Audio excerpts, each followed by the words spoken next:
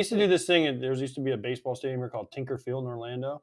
Twins used to have spring training here, and they used to do like an old timers like camp every year, and they had like Orlando Cepeda, Brooks Robinson, Tony Oliva. Like I still have balls stashed away from like 1983, 84 that they signed, and I just remember being like, dude, this guy's kind of awesome. I didn't know who he was at the time, right? And then fast forward 2014, I get to go to the Hall of Fame induction for Frank Thomas, and I walk into the Otis Saga and with my son, and there Brooks Robinson's sitting there, and he's like has a full on. I mean, we had run into each other and talked, but he full on conversation like we had gone back 30 years, and just hey, that's your son, just awesome. Like Great dude. just a great human being, a great person, and yeah, he'll be missed not only in Baltimore but in the baseball community because, like you said, he did so many things for the alumni and for just the game of baseball in general. So rest in peace, Brooks. He will be missed.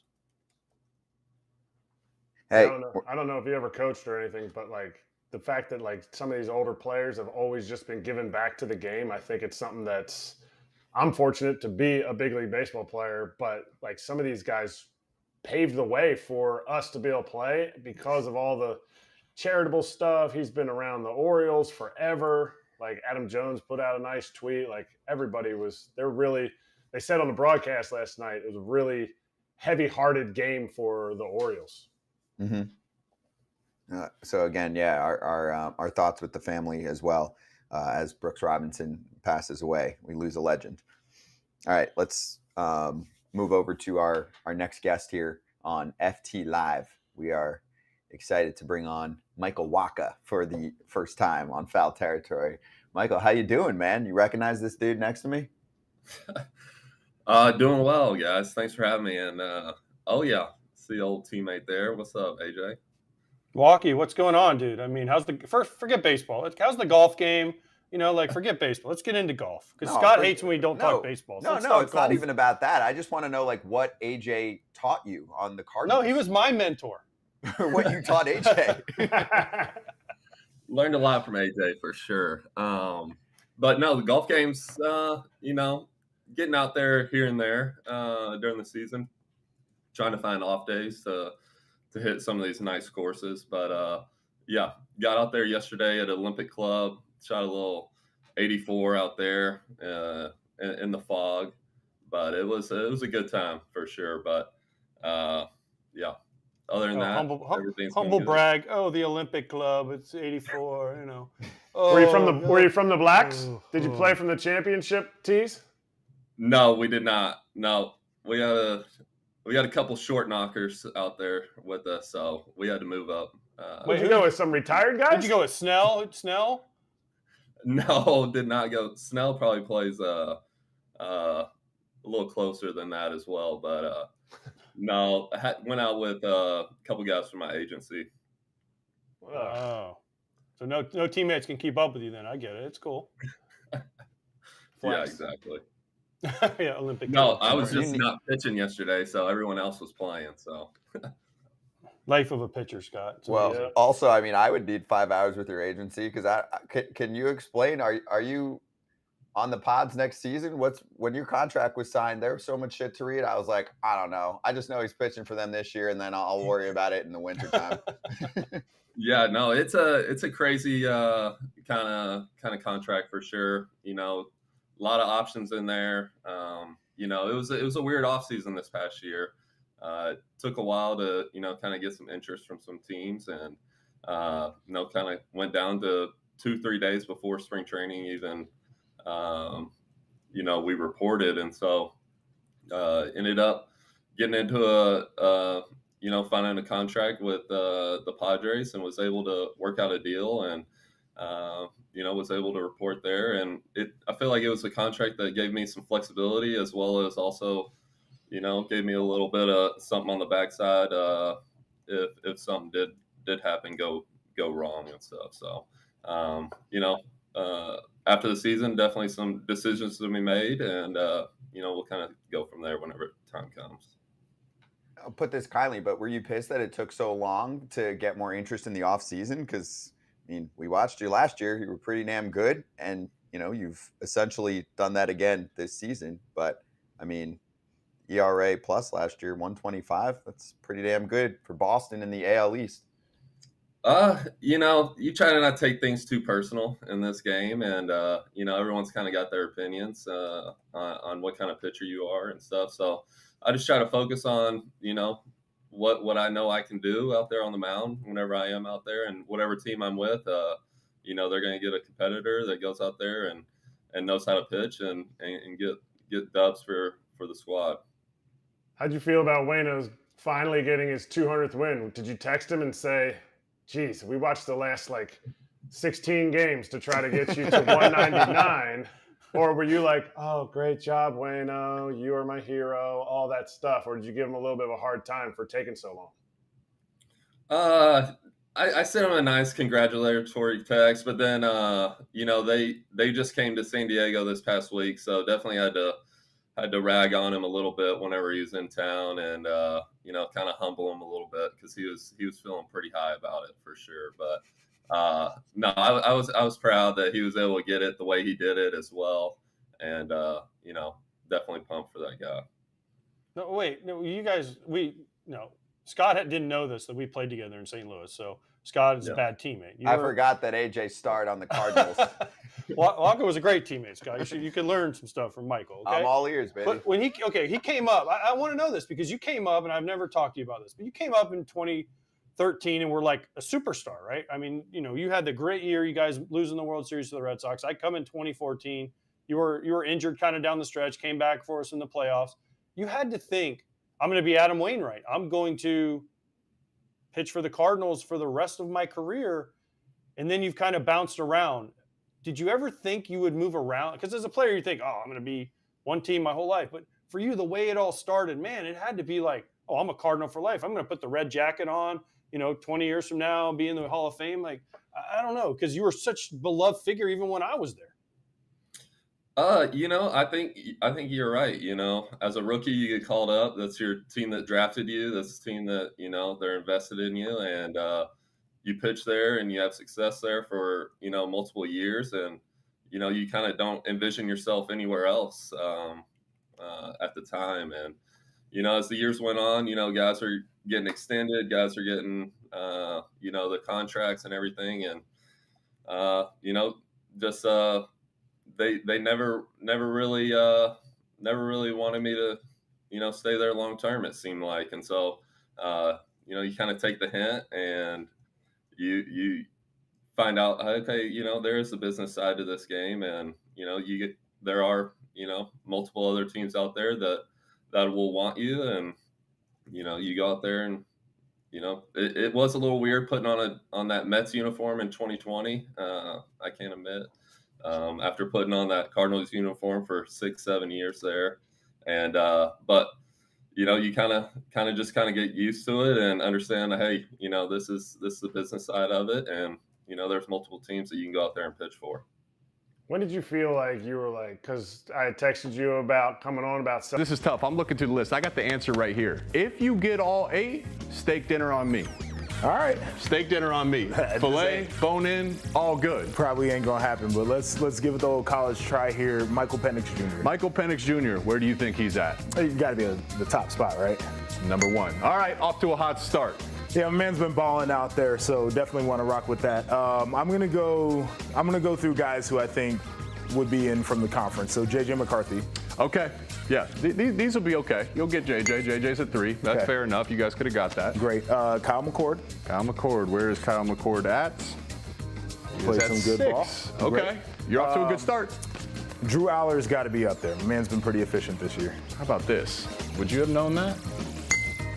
Drew Aller below McCord. Yeah, I could see how that could go. Close, but all right. Okay. The guys with Big Ten ties is going to be the trouble for me. There's one that if you get, this defies all logic on here. That's going to be my hint. Oh, man. Quinn Ewers. Okay, that one doesn't define logic. Quinn Ewers is fitting on there. Looking like I might be owing you a T-bone, but I'm telling you, there's some really tough ones in here. There's definitely some tough You're ones. You're missing an easy one. You're missing one you should have. You like this guy. You like this guy. Leah Tungavailoa. Bang, there you go. Yeah. Now, this is where things get really interesting. Okay. Number 2 is interesting in the sense, I bet many don't remember his name. Here's your hint, though. Okay. He's playing in a good offense, an offense quarterbacks like to play in. An offense that is a new offense for the team he's currently on. He followed his head coach to this team. He followed his head coach to this team. That's where I'm going to have some send trouble. it to you. I know you're trying to channel this for me. I'm trying to think of guys who are now head coaches elsewhere that were previously in this conference. Let me give you another hint. Okay. Think of where would be one place that's very underrated that you would like to play quarterback last year in the Big Ten? Underrated where I would have liked to play quarterback last year in this conference. Man, I'm struggling. This is rough. You should know because they beat your team often, against all odds. Oh, man. So we're talking Purdue. Bang. So was my Jack Plummer. Bang! Yes, at Louisville. I was going to make a joke, Oh. Plumber. I was going to get the next hint was going to be something about my last name, Okay. but as Joshua does. All right, now This doesn't shock me, though. Let's talk about this real quick. Yes. So, been in the offensive system, you're totally right about the way that Purdue had played ball with Jeff Brom. This is a guy who is an offensive mastermind at Wizards. So, a name certainly that doesn't come top of mind, but this makes a ton of sense. isn't it funny, right? Indiana. Yeah. Does he have this type of career if he stays at Indiana? If he stays healthy, it wouldn't be this type of career, but he could have been really productive. Okay. Now, I'm looking at number 5, and if you get this one, this is going to be beyond me. Former 5-star. Okay. People really excited. I remember like his first start. The fan base of his former Graham employer. Mertz. Can Oh, you in believe Florida. that? Yes. Can you believe Bro, that? This is the wild part. Let's talk about Graham Mertz real quick. Please explain because that to me. people, the offense that he was in at Wisconsin was just not good. They didn't have wide receivers. The offensive line took a step back, and he looked like he was seeing ghosts all over the football field. He gets to Florida, game 1 against Utah this year, and people are trashing him like he can't play quarterback. But if you really took a step back and watched that game, you could say that it was not on Graham Mertz. It was on the rest of the team. The offensive line didn't block for him. One of his interceptions came off of a tip ball that hit the receiver in the hands. And then we see against Tennessee why people had so much faith in Graham Mertz when he was coming into Wisconsin, especially after that first game he had during the COVID year. It was crazy. Those are the ones that I was putting a steak dinner on here. Jack Plummer and Graham Mertz. You did a great job. I gave you hints, so I'll get you a sirloin, all right? Maybe not a filet. How I'm about good. that? Let's All do right, it. You mentioned Tennessee because there's 2 names that I think people might have had on this list to begin. As you see right there, Joe Milton, his name was attached to Heisman's to start the season. Sure. And then Peyton Thorne, by way of Michigan State, down to Auburn. What does this tell you about seeing these 2 guys off this list? Joe Milton, super talented, right? Prototypical quarterback, strong arm, actually can't play football. Like he struggles with doing the things that a quarterback needs to do. And Peyton Thorne, I don't think the team around him at Auburn is necessarily that good. But we saw some struggles from him at Michigan State, and they were starting to pop up again down south. Joe Milton, I look at his arm and I say it's like a wild stallion. Beautiful horse, right? But you got to tame it. Otherwise, it's of no use. Joe Milton can make those sexy highlight throws, but what about the checkdowns? What about everything else in between routine snaps? everyday throws. That's where it comes. So, hey, these guys, maybe you'll find your Heisman on this list. But coming up, we asked you guys, let's go down memory lane. You remember this picture? We asked you guys for your captions, and of course, as we expect from you guys, you delivered. So find out who wins the first ever red corner, blue corner caption contest. That's just coming up here in a few. And be sure to stick around for your SEC football fix. Rivals Down South is coming up at the bottom of the hour. The guys are flying under the radar with a couple teams you should be keeping an eye on. It's all part of a full day of sports right here on Stadium.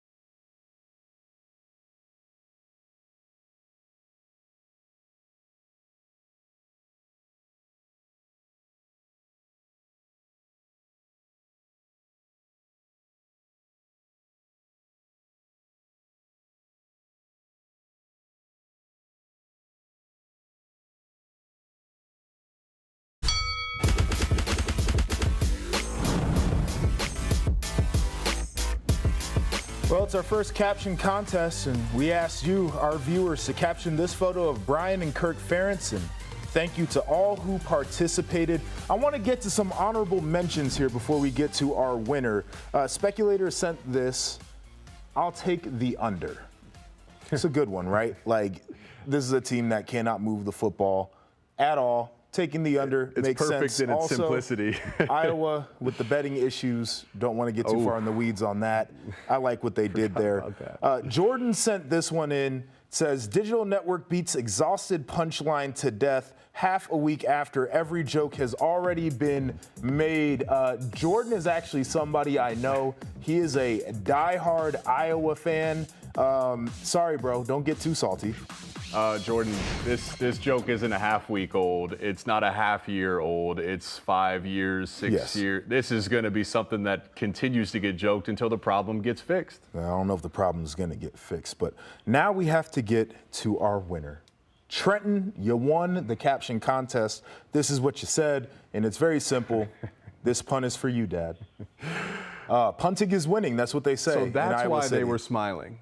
Yeah. They love their punts out there. I mean, if you Field position. more opportunities to get your defense out on the field knowing that they can score points better than your offense, they should start punting on first down. Ouch. That's neither here nor there. But we want to make sure that everybody here hits us up on X at Stadium, because tomorrow we're making game picks and we want to have a viewer to pick winners with us as well. So be sure to look out for that tweet that's coming later on today. So the Iowa seats are a little warm, right? Getting a little toasty. They should be. There's one seat in the Big Ten that's not warm, it's not hot, it's completely disintegrated. Big news coming out of Michigan State today. They have officially fired former head coach Mel Tucker. So I think that was kind of a foregone conclusion, right? We knew that this was coming, but now we have to look forward here and say, who's next in line? That's the fair question to consider. So why don't we play a little game here, Joshua? Thumbs up, thumbs down, some potential candidates for Michigan State. And I'll start by asking you this one. This name's going to come up often. Pat Narduzzi. I'm going to do a thumbs down on this one. I know this feels comfortable for Michigan State fans. Pat Narduzzi coordinated some of the greatest defenses in the history of that program. He's had some success at Pitt, but I would also look at what he's done as a whole there at Pitt. It's not necessarily inspiring. A guy who's not recruiting at the highest level in the world, I don't know if I necessarily If love this it. is the hire, uninspiring is the word. I think there'd be issue if this ends up being the hire. All right, well, how about a name that's been floated around? I know they love basketball there in East Lansing. How about Tom Izzo's friend, Steve Mariucci? Thumbs down, no Okay. shot. Why would you leave television? It's like, this is what people need to understand. It's not just about what the school can offer. As a coach, you have to consider your legacy and how accepting a job can affect you. Mariucci, TV's nice. He's not taking it. Yeah, I mean, he's got ties to the state of Michigan. You're the perfect guy to ask this next one. And if this is coming from the message boards, it's hopeful optimism. But Urban Meyer, you think he's leaving TV? I mean, to go to East Lansing? Urban Meyer, a guy who understands what it means to beat Michigan, something that Michigan State fans would like. Guy who revolutionized recruiting in the Big Ten Conference. A guy who has won national titles everywhere he's been. It's a thumbs down for me. There's no shot you should go after him. Okay. How about PJ Fleck, though? This was something that came up a few years ago, and now we're here. I just don't see it, though. It makes sense to me in my head, potentially, but I just don't see it. This is just a quick thumbs down. If I'm PJ, I think I feel more comfortable at Minnesota than I would at Michigan State, to be honest with you. Minnesota people aren't feeling so comfortable with him right now. Well, fair point. How about Jonathan Smith? Let's wrap this one up. Yeah, the Oregon State coach, a guy who's a program builder, a guy who understands recruiting, a guy who understands what it means to be the second place school in his home state there. I love it. This is a school that's also getting left behind with conference expansion. Yeah. They're playing great football right now. I would go after this guy. I would at least kick the tires and see what's going on there. It's a great program. I think he's a wonderful football coach. Out of all the hires, I think this is the best of the list. I think this one makes the most sense. So we'll see. One quick note, transfer portal open now. Yeah. 4 games in, guys could potentially transfer to maintain their red shirt, right? It's just something to watch. It's going to be a tough couple weeks here. Yeah, it's going to be tough. Make sure everybody's staying active in the chat there. We do have a comment we want to bring in here. Rusty has a question for us, and he says, will Pat Fitzgerald end up back in a coaching position? And if yes, what school/division? Jake, I'll give you the floor on this one. He's such a good coach. He's so proven that I would think on a long enough scale, Fitzgerald gets back into coaching.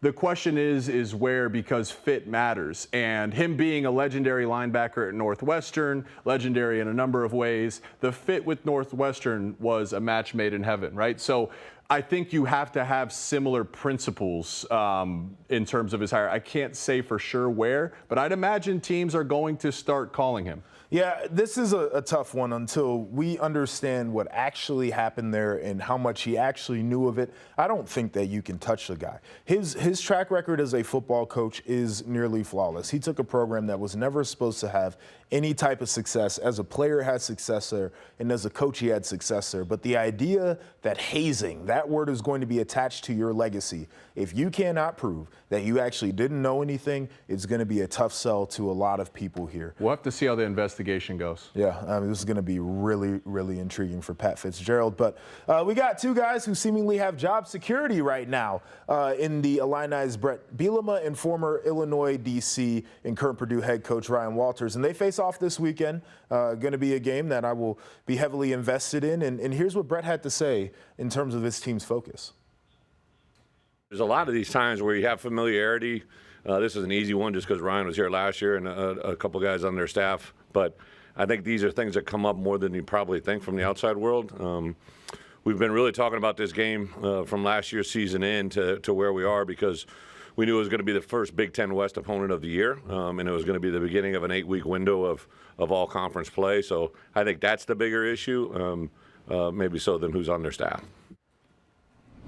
Do you believe him? Do you believe him that they're not focused on the idea that they could get a conference win over a guy who was in the building just a year ago? He said what he had to say. There's part of politics with being a head coach, but make no mistake about it. At least I know as an individual, I want to kick his butt.